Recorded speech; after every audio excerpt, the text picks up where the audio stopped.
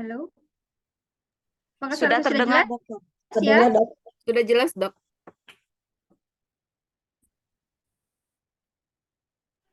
Kenapa? Sudah Suaranya terdengar, sudah Dokter. Oke, terdengar. baik. Saya lanjutkan. Tadi sampai sini ya. Jadi yang merah ini adalah angka kebutuhan energi dari anak, yang bawah adalah usia. Jadi pada usia 0 sampai 2 bulan, kebutuhan bisa disuplai full ASI. Kemudian 35 juga bisa disuplai full ASI. Nah, kemudian pada usia 6 sampai 8 bulan, di sini ada yang berwarna apa ini ya? Ada cukup nutrisi dapat dari ASI saja. Jadi harus ditambahkan MPASI atau makanan pendamping ya, mudah-mudahan sekalian. Karena apa? Karena nutrisi dari ASI saja sudah tidak cukup, tapi kapasitasnya masih sedikit. Nah, untuk berapa kalinya nanti saya akan perjelas lagi. Kemudian pada usia 9 sampai 11 bulan, angka kebutuhannya sudah semakin besar sampai ASI. Kemudian usia Suaranya putus-putus, Dokter Rizka. tadi saya sempat mengatakan kapan sih sebenarnya suaranya putus-putus. Sekarang apa Masih, Dokter, masih. sih putus putus suara saya? Iya, masih, Dokter. Gimana ini? Coba ganti.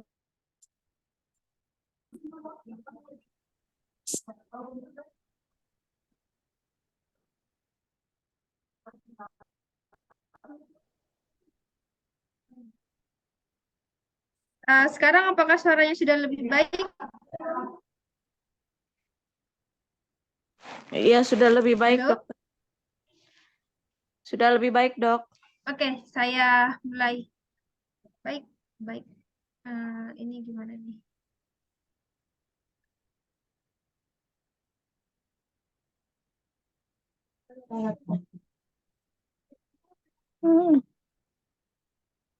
Oke, tadi sampai di sini. Eh, Sebenarnya kapan sih anak ini siap untuk diberikan makan pendamping? Pertama, anak ini sudah dapat duduk dengan leher tegak dan mengangkat kepalanya sendiri tanpa memerlukan bantuan. Nah, anak menunjukkan ketertarikan terhadap makanan, misalnya mencoba meraih makanan yang ada di hadapannya, atau kadang kalau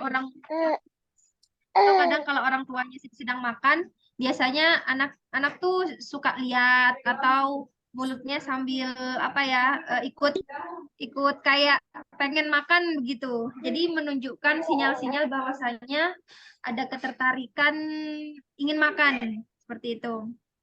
Kemudian di sini sudah kita mengajarkan konsep lapar. Jadi anak menjadi lebih lapar dan tetap menunjukkan tanda lapar seperti gelisah dan tenang walaupun ibu sudah memberikan ASI secara rutin. Jadi suka kelaparan. Kemudian kapan sih pemberian ASI yang baik? Harus sesuai syarat berikut ini. Jadi harus tepat waktu. Maksudnya dari tepat waktu adalah ketika ASI sudah tidak dapat memenuhi kebutuhan gizi bayi. Bisa kita mulai dari 6 bulan dan diikuti dengan tanda-tanda yang tadi, yang 3. Kepalanya sudah mulai tegak, kemudian ada ketertarikan untuk makan ketika melihat orang tuanya makan, ikut mengecap juga, kayak orang pengen begitu. Terus mudah lapar. Itu tepat waktunya, jadi waktunya tepat.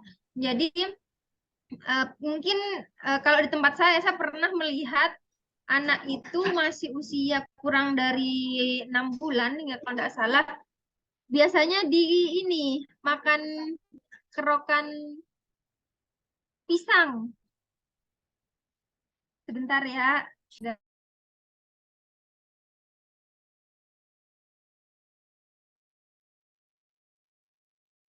Oke, terima kasih. Oke, biasanya diberikan kerokan pisang atau saya pernah juga lihat langsung dikasih lontong. Itu padahal waktunya belum cukup. Apa akibatnya? Akibatnya itu pencernaannya belum siap. Nah, nanti akan berpengaruh terhadap gangguan pencernaan dan bisa juga nanti akan mempengaruhi pertumbuhan dan perkembangan dari anak jika tidak tepat waktunya. Oke, selanjutnya adik kuat. Dalam hal ini memperhatikan jumlah ataupun frekuensi, konsistensi, ataupun tekstur, kekentalan, dan variasi dari makanan. Dalam hal ini tekstur. Tekstur itu ada yang halus, bergerindil atau kasar, kemudian konsistensi itu ada yang encer, kental atau padat. Nah, MPASI ini dimulai dari tekstur yang halus ya Bunda ya, jadi konsistensinya itu kental. Nah, makanan pokok atau sumber protein hewani lemak, kemudian mulai diperkenalkan sayur. Jadi yang lebih diutamakan itu makan pokok seperti karbo, proteinnya lebih oke. Kemudian aman. Aman dalam hal ini adalah memperhatikan kebersihan, mencuci tangan, juga harus cuci tangan terlebih dahulu. Kemudian anak yang juga ingin makan dicuci tangannya terlebih dahulu. Nah, diberikan dengan cara yang benar.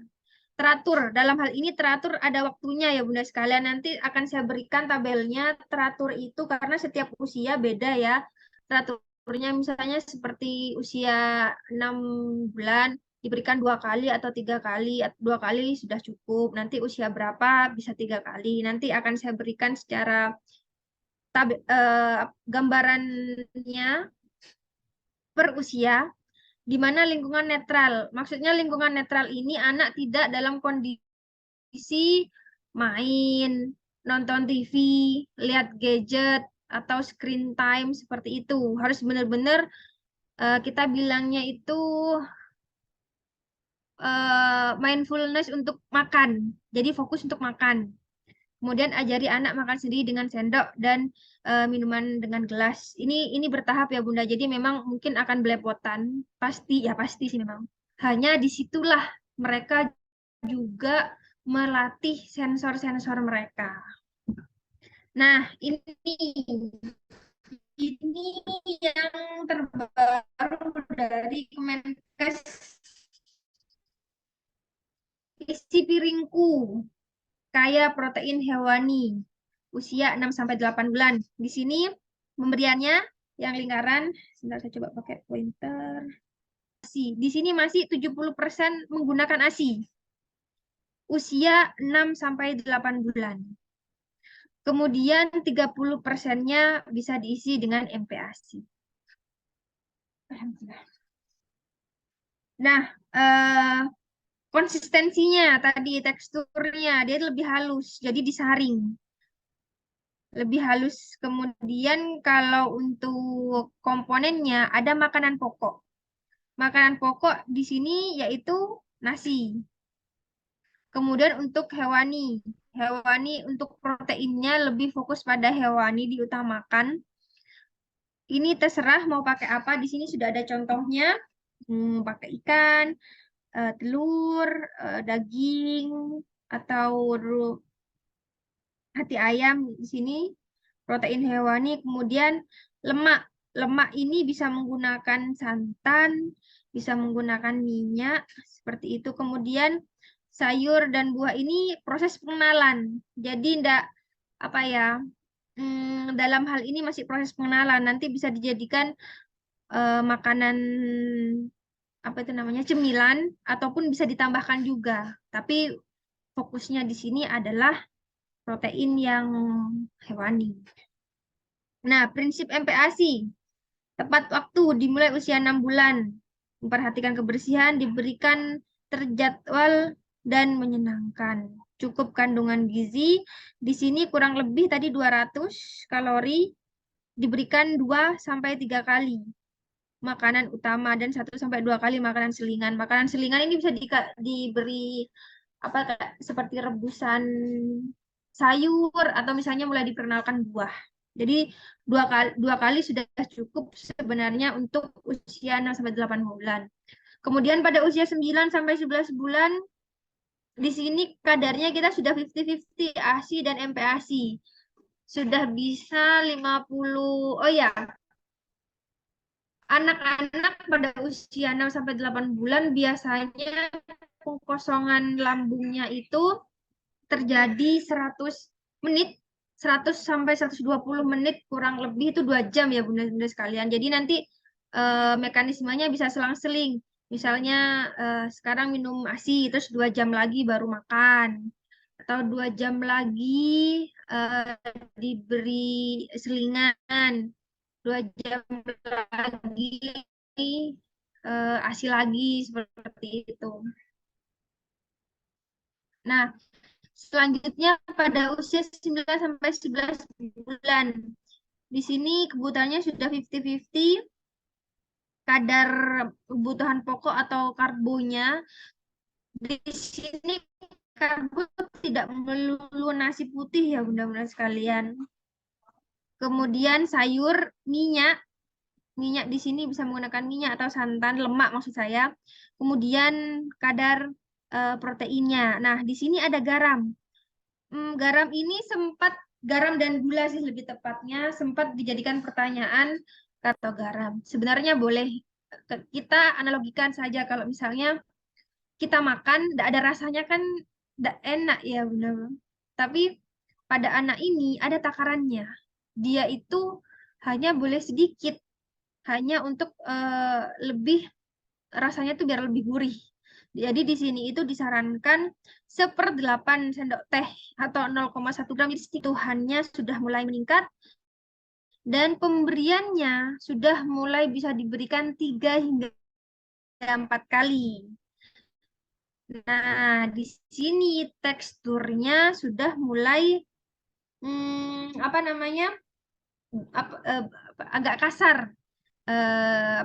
Bergerindil apa ya bilangnya bahasanya. Ini lebih kasar. Kalau tadi kan yang 6 sampai 8 bulan disaring. Di sini bisa agak kasar. Nah, kemudian pada usia 12 hingga 23 bulan. Untuk isi piringnya seperti ini. Jadi kebutuhan MPASI-nya sudah 70%. Sudah 70%. Kemudian komponennya masih tetap. Di sini bisa menggunakan sayur. Dan kemudian proteinnya menggunakan hewani. Nasi putihnya lebih meningkat. Kemudian untuk makanannya bisa 3-4 kali makan. Tapi kalorinya di sini yang lebih tinggi. 550 kilokalori.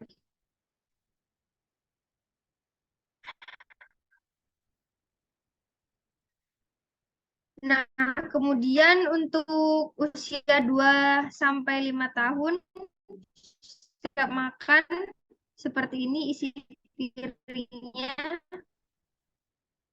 Jadi makannya sudah mengikuti orang dewasa ya benar-benar sekalian.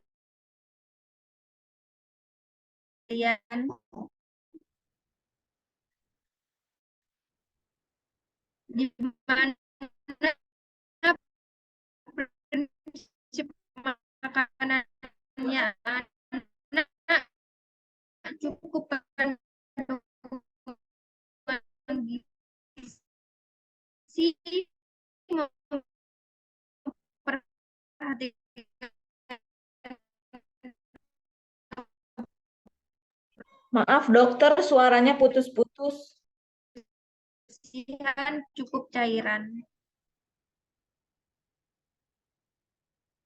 Nah, MPASI higienis untuk bayi yang sehat.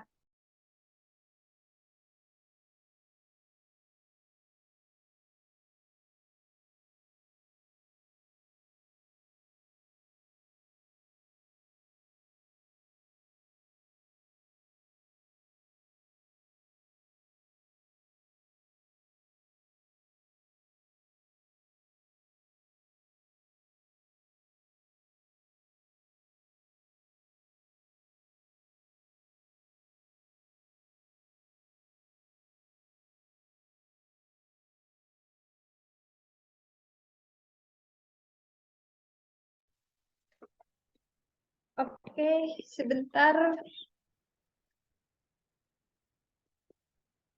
Bisa dipakai ruangannya, Ibu. Apakah suara saya terdengar?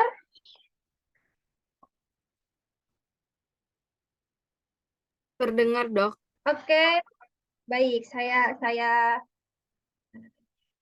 lanjutkan. Hmm, masalah peralatan ya tadi terakhir. Untuk peralatan ini kita pisahkan antara bahan-bahan yang mentah dengan yang sudah matang. Contohnya salah satunya adalah tatakan. Tatakan atau telenan. Nah, kenapa? Agar kalau misalnya kan mentah nih, bahan-bahannya masih mentah, ditakutkan ada kontaminasi dari bakteri. Jadi kalau misalnya nih sudah dipotong-potong saat mentah, ditakutkan kan ada kontaminasi bakteri, terus udah mateng, dikukus, habis itu kembali lagi ke tatakan sebelumnya, takutnya terkontaminasi. Jadi sebisa mungkin dibedakan untuk mengurangi terkontaminasi tersebut sebelum makan. Kemudian diberikan kepada bayi di tempat yang bersih dan aman. Ini adalah prinsip aman yang saya jelaskan sebelumnya. Kemudian ini sudah ya, pisahkan telenan yang digunakan untuk memotong bahan yang mentah dan bahan makanan yang matang. Oke, ini pemberian gula dan garam. Mungkin bunda-bunda di sini yang sudah punya apa ya, anak-anak, usia anak-anak, bahwasanya ketika anak-anak itu diberi gula, dia jadi hiperaktif. Karena kadar gulanya itu pada anak-anak tidak sama dengan dewasa. Jadi kalau misalnya habis minum, katakanlah makan bareng minum es teh atau jus, itu kan sebenarnya porsi dewasa ya yang sedang kita pesan, tapi anak-anak mencoba, itu kadar gulanya kan tinggi. Kadang mereka itu hiperaktif karena hmm, itu dari gulanya itu, apa bahasanya? Ter terstimulasi dari gula tersebut. Jadi gimana pada bayi atau anak-anak yang sedang masuk MPASI di usia-usia tadi? Tetap diberikan, tapi jumlahnya sangat kecil. Bahkan tadi dari Kemenkes menyarankan hanya 1/8 sendok teh. Karena kalau tidak ada gula atau garamnya atau penyedapnya itu juga rasanya hambar. Jadi kita asumsikan kalau misalnya kita sendiri yang ingin makan terus nggak ada garam, nggak ada gula, otomatis nggak nyaman. Nah, sama seperti itu. Nah, gimana ketika apa yang harus dilakukan? Bentar. Hmm. Waduh.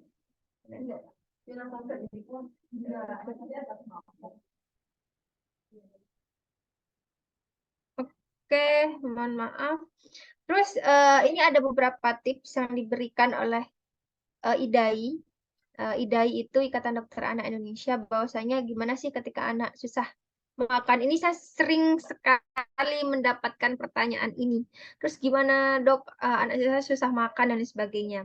Pertama, berikan makanan rumahan yang sehat, baik untuk makanan sehari-hari maupun makanan selingannya. Kemudian tawarkan selalu jenis makanan yang baru. Terkadang makanan baru butuh ditawarkan 10-15 kali. Hal ini sebenarnya sudah pernah saya sampaikan di di beberapa jurnal juga, bahwasanya anak ini baru mulai ngeh, baru mulai menerima setelah beberapa kali percobaan. Saya pernah baca jurnal itu sampai 12 kali. Di sini ada range-nya 10-15 kali untuk dapat diterima dan dimakan dengan baik oleh anak. Kemudian sajikan jenis-jenis makanan yang baru bersama dengan makanan yang disukai oleh anak. Hindari asumsi bahwa anak tidak akan suka dengan jenis-jenis makanan tertentu. Jadi biasanya yang berasumsi duluan itu orang tuanya. Oh, kayaknya tidak suka ini deh. Jadi ini langsung diekskludkan atau dikeluarkan. Nah, itu kita tidak boleh mengasumsikan. Jadi ya sudah, coba saja dulu. Nah, kemudian tawarkan finger food atau makanan yang dapat digenggam oleh anak yang sehat sehingga anak dapat belajar makan secara mandiri. Finger food ini bisa menggunakan sayuran yang direbus atau dikukus atau buah-buahan. Nah, sulit makan dan menolak makanan adalah hal yang wajar. Oke, sulit makan dan menolak makanan adalah hal yang wajar terjadi pada anak. Hal tersebut bisa jadi merupakan cara mereka untuk menunjukkan diri mereka sebagai individu. Jadi, kita sebenarnya tidak bisa pernah menerka atau menebak anak ya.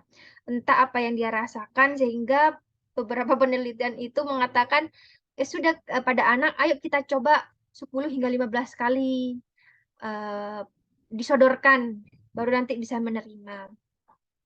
Nah, nanti makanan yang kita berikan itu akan kembang anak. Nah, nanti kalau misalnya kita rutin untuk periksa ataupun apa itu namanya apa tuh timbang secara teratur, berat badannya, panjang badannya, kemudian lingkar kepala dan lain sebagainya, itu nanti dikorelasikan dengan MPASI-nya. Kalau misalnya ada sesuatu yang bermasalah nih, tidak normal, itu baru nanti dievaluasi gitu.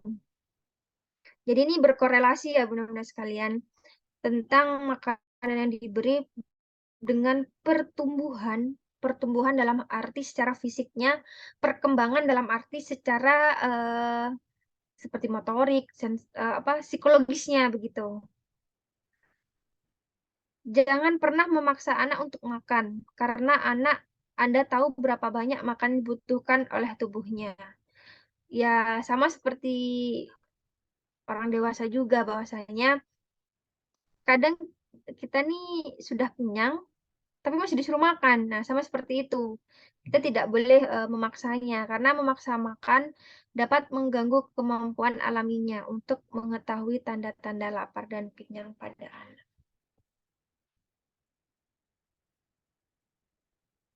Oke.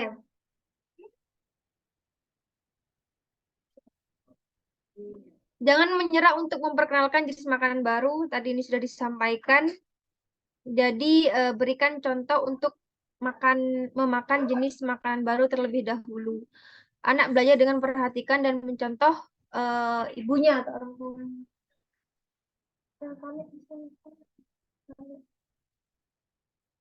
Di apotek ya. Kemudian batasi pemberian jus buah. Nah, tadi sudah saya singgung bahwasanya jus mengandung gula dalam jumlah yang cukup banyak. Ini jus, es teh itu di apa namanya di diberikan untuk dewasa. Terus biasanya anak-anak tuh dikasih coba atau bagaimana, itu tidak bagus ya Bunda, karena apa? Gulanya cukup tinggi. Jadi nanti ketika sudah jam-jam makannya sudah waktunya, dia jadi malas. Atau enggak malah karena sudah kenyangan, atau bisa juga karena efek dari gula, atau kita bisa sebut sugar rush ya. Jadi anak itu bisa lebih hiperaktif. Kemudian ketika makan, sudah saya sampaikan juga, dia fokus. Bahasanya adalah kayak mindfulness untuk eating. Matikan TV, matikan komputer, matikan HP, ataupun video dan lain sebagainya saat jam makan berlangsung. Tawarkan selingan sehat di antara waktu makan jika anak terlihat lapar. Jadi ada jam-jam selingan tadi kan misalnya usia 6 sampai 8 bulan makanan beratnya 2 kali misalnya, kemudian ada selingannya 1 atau 2 kali seperti itu. Kemudian berikan berbagai variasi pilihan rasa dan jenis makanan sehat untuk anak. Karena kalau misalnya semakin beragam, anak tersebut mulai mempelajari rasa seperti itu. Oh ya, warning juga jangan berikan anak makanan yang terlalu asam pada usia 6 bulan sampai 8 bulan ya, ya 6 sampai 8 bulan karena yang terlalu kecut, yang terlalu asam karena dari sistem pencernaannya masih belum siap. Waktu makan bukanlah hanya tentang makanan, tapi waktu makan adalah waktu untuk berkomunikasi dan mendukung perkembangan anak. Berinteraksilah karena hal ini dapat membangun hubungan keluarga yang kuat. Jangan paksa anak untuk makan. Tadi sudah sempat disampaikan juga. Nah, perhatikan bahwasanya satu, protein hewani dan nabati diberikan sejak usia 6 bulan. Pada usia 6 sampai 8 bulan tadi, lebih disarankan memberi protein yang bersifat hewani. Karena di situ bukan berarti yang nabati nggak boleh ya Bunda, tapi lebih disarankan untuk pemberian protein yang hewani. Kemudian telur, daging, dan ikan diberikan dalam keadaan benar-benar matang. Karena jika setengah matang atau tidak matang sempurna, ditakutkan ada kuman-kuman ataupun bakteri di dalamnya. Kemudian pemberian jus buah tidak disarankan untuk anak berusia di bawah 1 tahun. Madu diberikan setelah anak usia 1 tahun. Cuci tangan, jangan lupa. Hindari pemberian makanan dengan kadar lemak tinggi, pemanis dan penyedap rasa tambahan yang kadarnya terlalu tinggi. Telenan tadi dipisah antara yang matang dengan yang masih mentah. Perhatikan kebersihan tangan dan peralatan dalam persiapkan ASI. Minyak, mentega, atau santan dapat digunakan sebagai penambah kalori. Baik, mungkin itu saja yang bisa saya sampaikan. Selebihnya mungkin kita akan berdiskusi saja. Ya, Toyib. Masya Allah, jazakillah khairan, Dokter Rizka Wahyuni. Untuk ummahat yang hadir siang hari ini, mungkin ada yang belum dipahami ataupun ada yang ingin ditanyakan terkait materi Dokter Rizka hari ini. Silahkan mengajukan pertanyaan, boleh dari kolom chat ataupun raise hand. Ya, Ukhti Rahmadina, silahkan. Assalamualaikum, dokter. Waalaikumsalam warahmatullahi Dokter, saya mau nanya, ini anak saya tiga-tiganya qadarullah tuh setiap empati tuh ya rada sulit ya. Sekarang saya baru punya anak umur 6 bulan, sama kendalanya tuh sama-sama susah makan gitu. Jadi porsinya tuh sedikit-sedikit. Nah, yang saya khawatirin tuh yang anak kedua. Ini sekarang dia udah umur 5,5 tahun. Sampai sekarang tuh mengemut, akibatnya karies ke giginya gitu. Diusahakan nyeker walaupun udah terlambat ya, kabarnya saya baru tahu infonya tuh masalah nyeker itu umur dia berapa ya, 4 tahunan.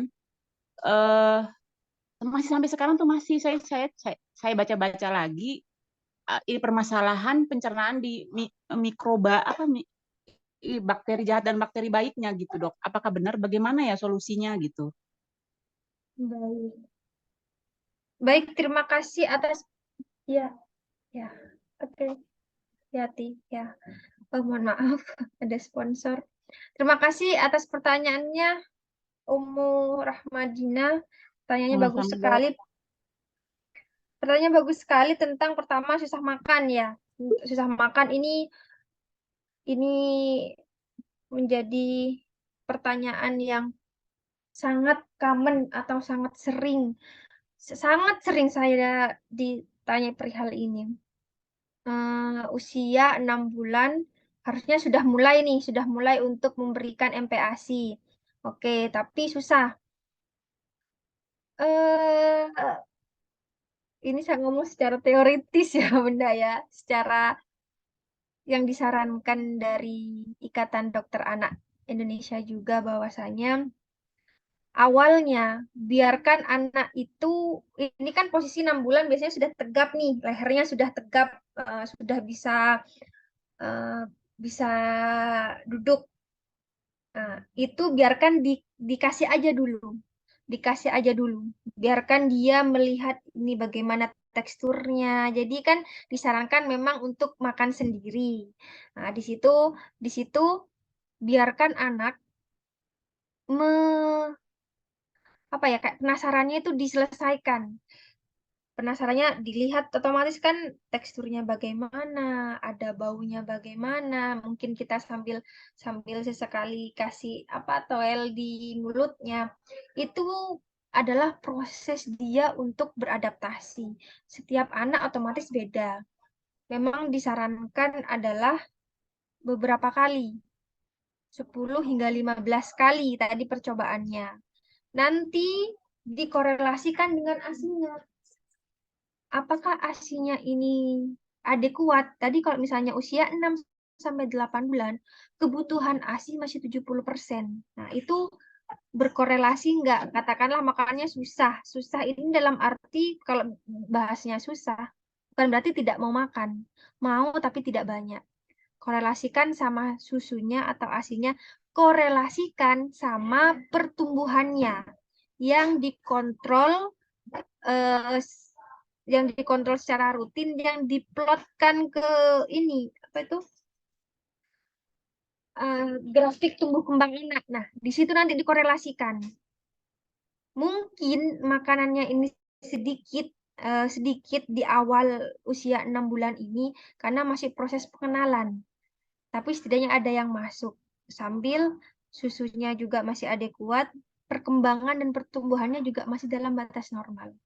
Jadi ini jangan dipisahkan kayak makannya susah nih, ini gimana?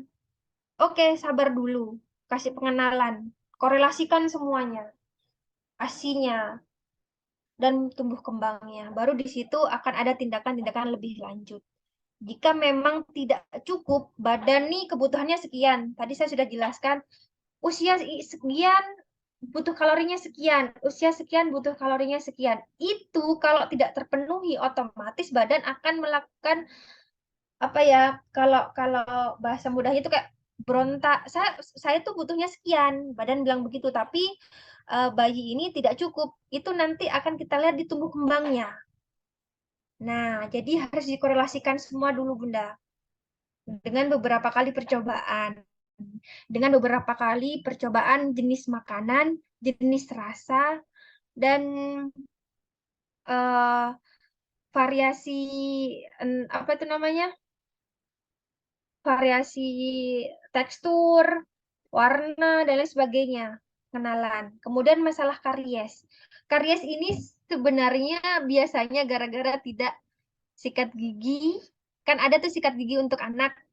Dan biasanya dibiasakan minum susu sebelum tidur. Itu. Jadi tidur sambil sambil nyedot susu, itu berpotensi untuk karies. Harusnya sebelum tidur itu dibiasakan untuk sikat gigi karena ada sikatnya khusus memang. Jadi apa ya, gulanya itu tidak menumpuk. Jadi coba bunda-bunda sekalian bayangkan kita nih mau tidur, tapi gula itu masih penuh di dalam mulut atau habis makan apa masih masih ada bakterinya. Jadi itu yang membuat kariesnya lebih maksudnya maksud saya lebih cepat untuk terjadi karies karena posisi saat tidur dalam waktu yang lama posisi mulut masih dalam keadaan kurang bersih. Kemudian pertanyaan ketiga, Eh, ap- eh, apa ya saya kok lupa. Eh, pertanyaan ketiga tadi apa ya Bunda? Saya lupa. Yang anak umur 5,5 tahun, dokter, yang masih ngemut, gimana solusinya ya? Apakah memang seperti yang saya baca ada pengaruh di pencernaannya gitu. Jadi dia lebih prefer nyemil gitu loh, dok. Oke, terima kasih. 5,5 itu masih ngemut. Bagaimana eh kalau bilang gangguan masalah pencernaan atau apa, saya masih belum bisa menegakkan ya Bunda ya. Kembali lagi karena pada usia pertumbuhan anak ini harus dikorelasikan semuanya. Jadi kita tidak bisa langsung bilang mungkin ada gangguan pencernaan. Belum tentu. Bisa jadi, tapi belum tentu. Nah, nanti dikorelasikan Bunda sama berat badannya, sama tumbuh kembangnya. Karena kalau misalnya kita konsul entah itu ke dokter spesialis anak atau umum, tapi kalau umum dokter umum biasanya tidak ada itu apa namanya, ada tabelnya. Jadi ada tabelnya usia anak sekian harusnya bagaimana. Itu harus dikorelasikan semua Bunda. Apakah usia sekian sudah bisa kalau ada benda bergerak sudah mulai responsif, apakah sudah bisa begini? Nah, itu nanti ada tabelnya yang harus dicek satu-satu. Jadi masih multifaktorial saya bilangnya, masih banyak banyak sekali faktornya. Nah, kemudian sensor-sensor yang lain bagaimana? Jadi saya tidak berani untuk mengatakan hal ini karena harus dievaluasi. Evaluasinya adalah nanti akan ada tabel-tabel yang disesuaikan sesuai perkembangan dan pertumbuhan yang biasanya itu dokter spesialis anak atau dokter spesialis anak yang di bidang tumbuh kembang itu yang menganalisis atau mengevaluasi baru nanti bisa disimpulkan ini permasalahannya di sini karena dari hasil tabelnya ada mungkin ada permasalahan di sini. Nah, itu nanti dievaluasi. Apa karena makanannya? Apa karena lingkungannya? Atau memang karena faktor turunan? Atau faktor kebersihan? Begitu. Jadi, saya tidak berani untuk mengatakan itu karena perlu dievaluasi lebih lanjut. Seperti itu. Apakah kurang jelas atau bagaimana, Bunda? Alhamdulillah, dokter. Apa dokter punya rekomendasi dokter tumbuh kembang, dok, atau ke dokter langsung gitu? Eh, Emaknya udah posisi depresi soalnya. iya Pak, pasti ya, pasti pasti ya Bunda ya, pasti bingung kalau misalnya tumbuh kembangnya kok gini atau kadang membandingkan dan lain sebagainya. Eh, sebentar, sebentar. Iya, kenapa deh? Ah, sebentar.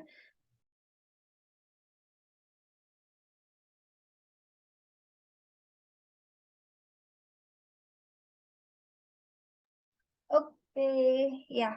Baik, kalau eh, eh, ini Bunda posisinya di mana ya Bunda ya? Saya di Bandung, dok. Oh, saya saya kurang paham Bunda kalau di Bandung karena kalau Iya, menurut saya selama ini dokter spesialis anak itu sudah sama. mencukupi. Ini Oh ya, apa? Ya, jadi nanti biar dicocokkan tabelnya karena saya kurang tahu kok di Bandung. Saya tahunya di daerah Surabaya betul begitu. Ya, Ya, ya, Dok. mohon maaf. Nanti bisa di ini aja Bunda di searching. Biasanya saya ceknya itu di internet dulu, kemudian biasanya itu ada Mm-mm. ulasan tentang biasanya dokter spesialis ini lebih concern ini bagian anak, tapi ada anak yang concern di tumbuh kembang. Ada spesialis anak yang memang beliau harusnya spesialis anak sudah bisa semua untuk tabel-tabel tersebut menentukan, mengidentifikasi seperti itu.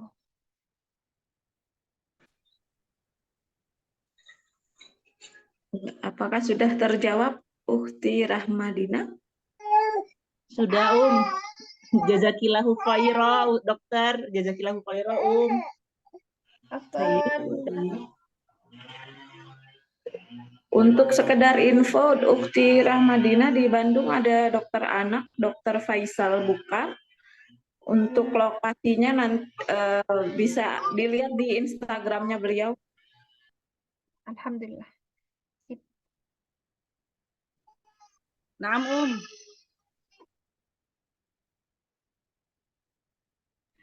Taib, untuk ummahat yang lain mungkin ada yang mau bertanya lagi, silahkan. takut. Awan mau tanya. Ya, silahkan Ukti Sari Puspita. Assalamualaikum dok. Waalaikumsalam warahmatullahi wabarakatuh. Ya, untuk yang lain yang mau bertanya bisa raise hand dulu ya.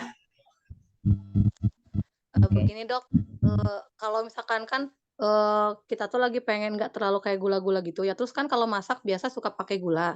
Cuma katanya kalau pakai gula batu itu kayak beda gitu. Bener nggak dok ya? Kalau misalkan gula batu sama gula biasa gitu. Terus cuma kan kesulitannya kalau gula batu tuh kayak mesti diketok dulu gitu kan, masih kayak batu-batu Iya, gitu. Terus kayak sama lalu bagaimana kayak garam biasa yang halus sama garam kasar, apa ya dibilangnya garam laut gitu ya, yang kasar-kasar juga itu yang gede-gede. Lalu kalau misalkan anak-anak ingin minum susu, karena kan anak saya ini yang 11 tahun masih suka menyari gitu ya, tapi emang saya nggak terlalu kasih sih apa ya, misalnya kayak dialihkannya ke apa ya yang semodel bisa sejenis kayak susu tapi bukan susu gitu ya. Maksudnya mungkin dia butuh rasa-rasa manis. Karena kalau saya kan menghindari anak-anak tuh kayak beli minuman, enggak ya dilarang gitu. Maksudnya jadi kita alihkannya ke kalau minuman itu apa gitu ya dok ya. Kadang kan kalau mau ayo udah beli kayak teh apa minuman-minuman botol gitu kan, kalau dilihat komposisinya nggak lebih itu kayak gula aja gitu kan ya. Termasuk kalau di sini tuh banyak anak-anak itu di sini makin banyak yang jualan minum semacam kayak seperti boba, minuman yang kayak di pouch-pouch besar gitu ya. Anak-anak itu ada ketertarikan ya mungkin anak-anak, tapi biasa saya alihkannya ke apa ya, karena anak-anak bertanya, emangnya itu kenapa Mi? Emangnya itu kenapa kan gitu biasa bertanya. Kalau kita hanya memberitahu itu kadar gulanya tinggi banget, manis, gini gini betul. gini gini. Mereka nggak terlalu paham. Menurut mereka ya enak-enak aja, nggak ada salahnya dan yang penting halal gitu mereka taunya gitu kan. Jadi kita tuh ada keterbatasan untuk menjelaskan dan untuk pengalihannya itu kemana ya, ke minuman apa gitu. Begitu dok, jazakillah khairan. Baik, terima kasih pertanyaannya. Wow, luar biasa ini pertanyaannya. Oke, pertama ini kita apa nih? Gula batu dengan gula pasir biasa. Sebenarnya saya kurang kurang tahu persis ya Bunda kalau untuk gula batu dengan gula pasir biasa karena sepertinya ini perbedaan kalorinya juga ada antara gula batu dengan gula pasir biasa. Kalau untuk apa itu namanya? Prosentase persisnya saya masih kurang tahu. Mungkin bisa ditanyakan lebih lanjut nanti di by chat akan saya cari tahu karena ini prinsipnya sama-sama pemanis, tapi begitu biasanya ada sesuatu yang prinsip yang beda, entah itu isi kalorinya, entah itu ada jenis lainnya. Ini nanti bisa di-keep, bisa ditanyakan lagi untuk saya cari lebih lanjut. Kemudian kalau untuk garam, garam yang halus atau garam Saya nggak ngerti ya, Bu. Ini maksudnya saya bilangnya tuh garam apa ya? Garam cross apa ya? Ya, garam yang gede-gede itu ya, Bunda ya. Iya Dok, yang kayak kasar-kasar gitu. Biasanya Iya. orang bilangnya kayak Ya. garam laut gitu. Cuma saya kurang paham. Oh iya betul berarti. Ini Itu, Dok. kalau kalau saya nggak salah persepsi ya. Kalau saya mikirnya itu garam yang benar-benar baru baru jadi ya, betul bisa dibilang garam laut, atau saya bisa bilangnya tuh garam krosok, sama yang garam yang saset-saset kecil itu biasanya. Semoga pemikiran kita sama tentang garam itu. Itu bedanya di kandungannya juga. Jadi yang garam krosok ini atau garam yang mentah itu tidak ada yodiumnya. Sedangkan kita ini butuh. Jadi tidak disarankan. Itu sudah tidak digunakan lagi, Bunda. Jadi kita pakai, kalau dibungkusnya itu menggunakan garam yang beriodium begitu. Karena kalau misalnya kita kekurangan zat tersebut, itu juga ada dampaknya. Seperti itu. Kalau misalnya garam. Kalau gula itu juga menjadi PR, gula batu. Karena saya tidak pernah ini ya. Saya tidak pernah bersinggungan sama gula batu. Yang saya tahu tuh gula gula gula merah, gula aren. Nah, kalau yang garam seperti itu perbandingannya. Jadi mending yang halus.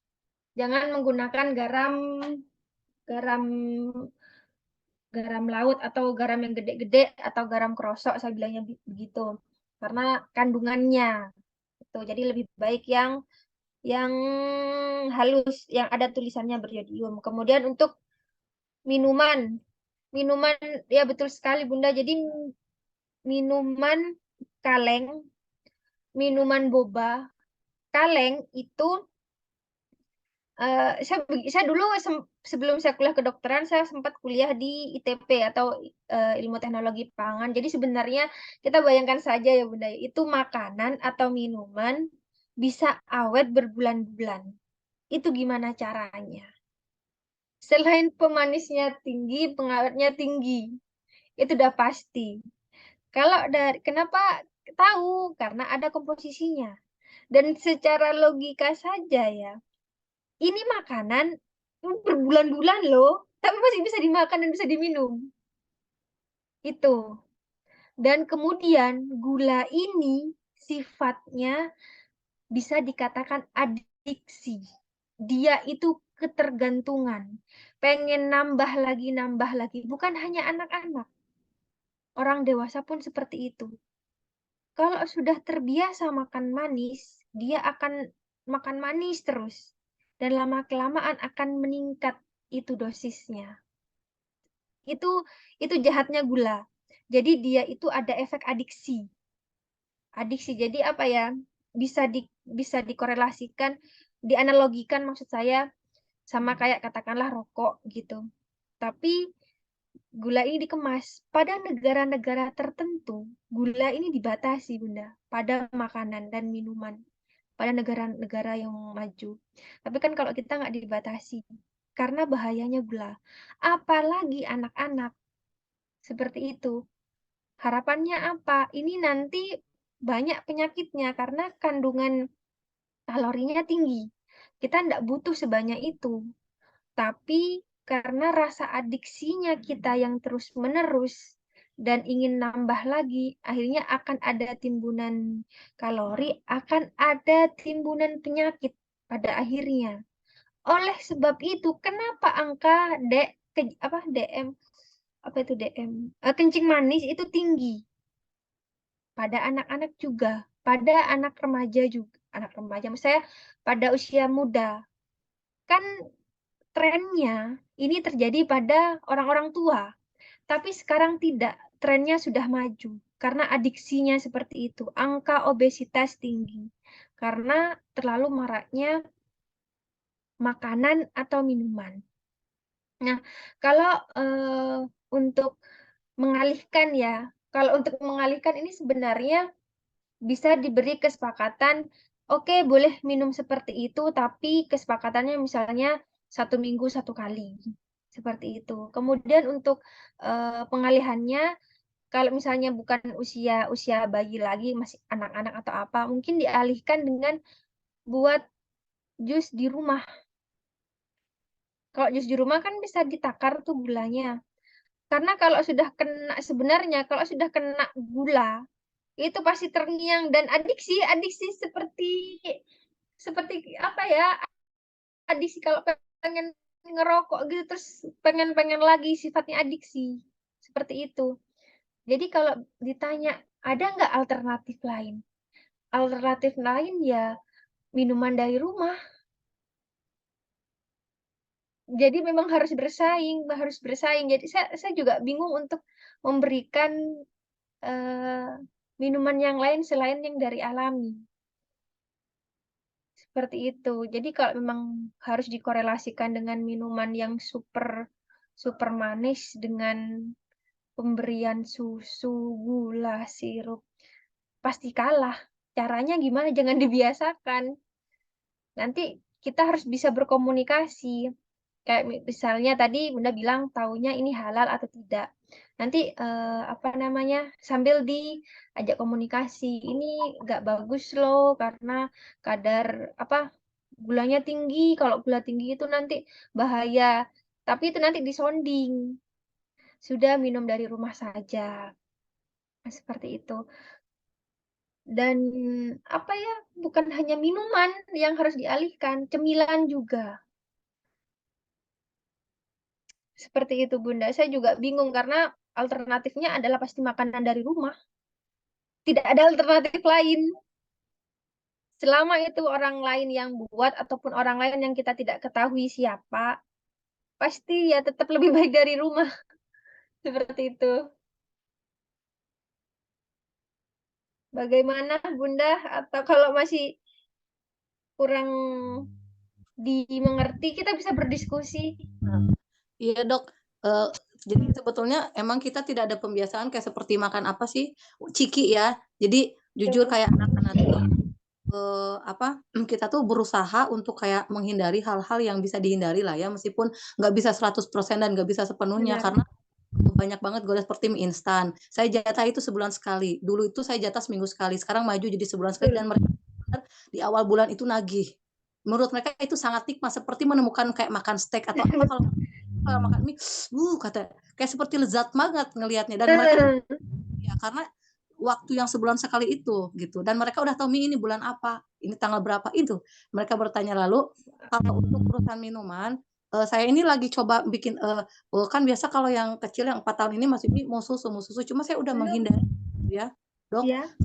Katanya kan susu juga itu yang memang dokter bilang bener nggak mungkin ya makanan snack bisa lama itu terus kita makan setiap hari itu kan ada pasti kayak apa gitu ya dok ya badan kita badan Betul. jadi saya bilang gimana kalau kita bikin teh lalu kita campur madu atau pakai Nah, apa betul. ada gula apa saya beli ada di sini gula ya gula aren ya yang coklat yang bubuk itu ya Betul. gula palm sugar gitu ya palm sugar kayak gitu. Eh, saya coba bikin itu, mereka suka, cuma ternyata memang masih minta kayak seperti memang kayak anak-anak itu masih Ya. mencari luar sana mata mereka tuh melihat dok lalu kalau Iya, keluar betul. sedang berkumpul melihat kiri kanan ada yang bawa ini ada yang bawa itu sedangkan anak-anak biasa kayak kemarin cuma bawain pepaya gitu ya potongan pepaya mereka makan dia makan sampai habis tapi lirik kiri kanan dia lihat ya ada itu ada snack itu jadi ada perasaan kasihan tapi saya harus mempertahankan itu gitu dok kasihan ya kalau lihat anak tuh kayak ngeliatin anak lain melihat makanan yang wah kayaknya enak banget tapi anak kita tuh ditahan nggak boleh gitu kasihan dok. Betul. Itu di sini nyata ya Bunda ya, adiksinya makanan seperti itu kan yang saya bilang tadi. Eh, benar, ini benar-benar nyata adiksinya ke apa ya? Kayak apa? Kayak wow banget gitu makan seperti itu karena memang diracik untuk seperti itu. Benar. Pertama memang mengkontrol. Ada kesepakatan tadi sekian bulan 1 kali. Ya nggak apa-apa. Itu mungkin bisa kita jadikan rewardnya. Harapannya apa? Ketika di rumah terbiasa seperti itu, harapannya kan ini harapan sebagai orang tua ya Bunda ya. Harapannya adalah mungkin suatu saat nanti dia bisa terbiasa akan pola seperti ini. Nah, kemudian untuk pemanis. Pemanis ini saya dulu memang ya suka makan gula, tapi saya beralih menggunakan madu sama manisnya kurma. Itu enak sekali. Jadi saya biasanya mengalihkan kalau buat jus itu nggak pakai gula, pakai kurma. Jadi alami semua dan manisnya menurut saya sih sama ya. Tapi saya nggak tahu kalau di anak-anak bagaimana untuk eh, dia menginterpretasi rasa tersebut. Tapi saran saya silahkan dicoba saja. Kemudian kalau untuk misalnya pergi ke ngumpul atau bagaimana, memang kita tidak bisa mengkontrol hal itu ya Bunda ya. Kita hanya bisa mengkontrol apa yang bisa dikontrol di dalam rumah. Selebihnya itu susah karena bukan dalam kendali kita. Jadi kalau fokus saya sudah benar kalau untuk disepakati berapa bulan sekali untuk makanan tertentu, kemudian diajak sharing, sharing ringan-ringan saja, mulai diganti pemanisnya misalnya menggunakan kurma, dan yang paling penting pembiasaan dari orang tuanya juga. Jangan sampai anaknya ada ketentuan seperti ini, tetapi lingkungan di dalam keluarga tersebut, entah orang tuanya, entah orang-orang yang lain, misalnya ada kakek neneknya, sama, perlakuannya sama. Jadi ya begitu, nanti dia akan punya lingkungan yang seperti itu. Nanti kalau misalnya terlepas nanti sudah dewasa bagaimana, diharapkan sudah membuat lingkungan yang sehat. Selebihnya kita tidak bisa kontrol hal itu, Bunda. Nah, Dok, jazakillah khairan sharingnya. Sangat bermanfaat. Afwan, Bunda. Ya, baik. Jazakillah khair Ummu Honsa. Silahkan Umat, mungkin masih ada yang mau bertanya, ada kesempatan untuk satu orang lagi. Boleh raise hand ataupun menuliskannya di kolom chat. Apakah masih ada yang mau bertanya?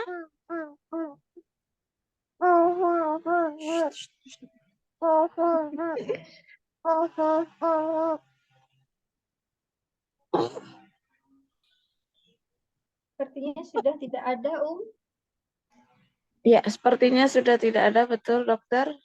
Silahkan dokter, ada tambahan mungkin sebagai penutup. Oke.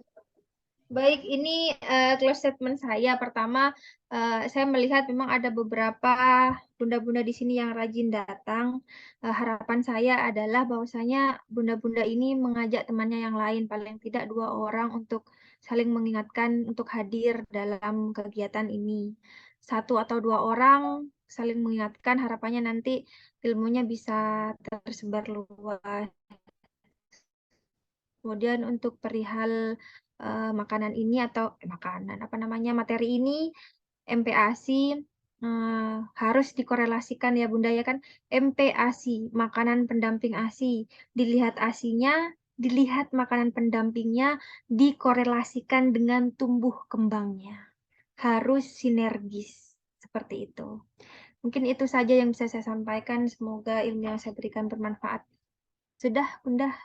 Ya, baik, Masya Allah, jazakallah khairan Dr. Rizka Wahyuni atas materinya dan waktunya yang telah diberikan kepada kita semua. Semoga Allah membalas kebaikan Dr. Rizka. Ana ucapkan jazakunallah khairan kepada ummahat yang sudah menyempatkan waktu untuk hadir di siang hari ini. Ana harap semoga yang hadir bisa tetap bersemangat untuk tetap hadir di kajian-kajian yang selanjutnya, dan bisa saling mengajak juga kepada saudari-saudari yang lain untuk mengikuti majelis ilmu kita. Semoga Allah ganjarkan pahala jariahnya dengan usaha kita tersebut. Amin ya rabbal alamin. Dan apa yang telah disampaikan oleh Dr. Rizka, semoga bermanfaat untuk kita semua dan bisa kita aplikasikan dalam kehidupan sehari-hari. Baik bagi yang sudah memiliki anak maupun yang belum memiliki anak, bisa menjadikannya bekal ilmu untuk kelak saat memiliki seorang anak. Ana mohon maaf atas segala kekurangan dari Ana sebagai moderator siang hari ini. Semoga Allah ampuni Ana. Jazakumullah khairan atas perhatiannya.